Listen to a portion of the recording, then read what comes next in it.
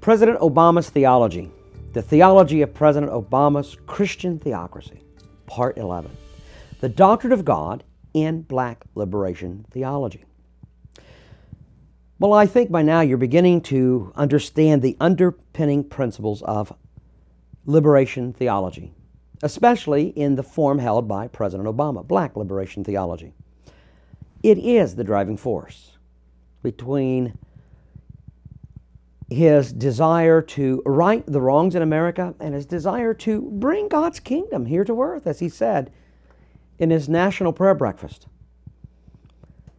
Thus, change. This is the change.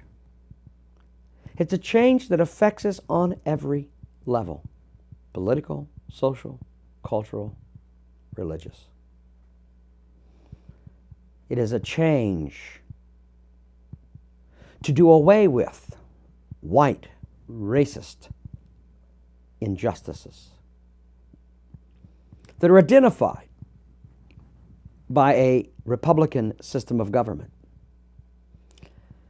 To do away with it by doing away with the free market economy. Perhaps you can begin to understand why the president's pastor, Jeremiah Wright, asked God to damn America. Because the America that he lives in is an oppressive, it is a racist society. It is full of injustices. And that's the attitude of the president. Oh, he doesn't say that in so many words. But the theology of Jeremiah Wright is the theology of President Obama. So let us continue in our understanding of liberation theology. As we noted earlier, James Cone bases much of his liberationist theology on God's deliverance of Israel from oppression under the Egyptians. He says that the consistent theme in Israelite prophecy is Yahweh's concern for, quote, the lack of social, economic, and political justice for those who are poor and unwanted in society. Does that sound familiar to you? Do you remember the National Prayer Breakfast? This same God, Cone argues, is working for the deliverance of oppressed blacks in 20th and now 21st century America. Because God is helping oppressed blacks and has identified with them, God himself is spoken of as being black in an ontological way, because he is involved in the liberation of oppressed people. Black liberation theology's dominant perspective on God is this. It is, quote, God in action, delivering the oppressed because of his righteousness. He, God, is to be seen not in the transcendent way of Greek philosophy, but eminent among his people, unquote. God is immanent in the sense that he is met in concrete historical situations of liberation. This is very similar to the idea of the immanence of God in process theology. Process theology is a contemporary movement of theologians who teach that God is dipolar. That is to say that God has two natures, and that he is integrally involved in the endless process of the world. God has a primordial or transcendent nature. He is timeless. He has a timeless perfection of character. And he has a consequent or immanent nature by which he is a part of the cosmic process itself. This process is referred to as epochal, that is, not according to the motion of atoms or changeless substances, but rather by events or units of creative experience which influence one another in temporal sequence.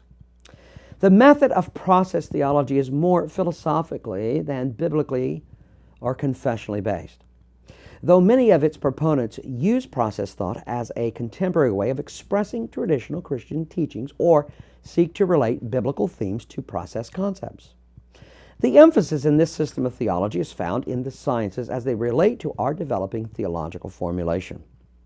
Thus, process theology generally stands in the tradition of natural theology and in particular is associated with the empirical theological tradition in America, which championed the inductive scientific approach in liberal theology. but its true fountainhead is Whiteheadian philosophy. Let us consider the influence of Alfred North Whitehead. Albert North Whitehead, the famed mathematician philosopher, sought to develop a set of metaphysical concepts that would be able to explain all individual beings, from God to the most insignificant thing.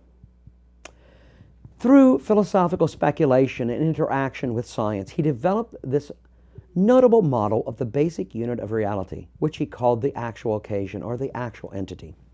By this, he means that all things can be explained as a process of actual occasions, interrelated and varying in degrees of complexity. Each actual occasion is a momentary event, which is partially self-created and particularly influenced by other actual occasions. Every actual occasion or entity is dipolar, having both physical and mental functions.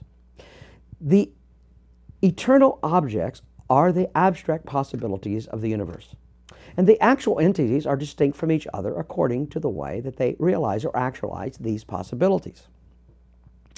Indeed, process theologian David Ray Griffin, while recognizing important differences between process and black liberation theology, has suggested that, quote, process philosophy supports liberation theologians in locating the reality of God's presence and creative activity in this world.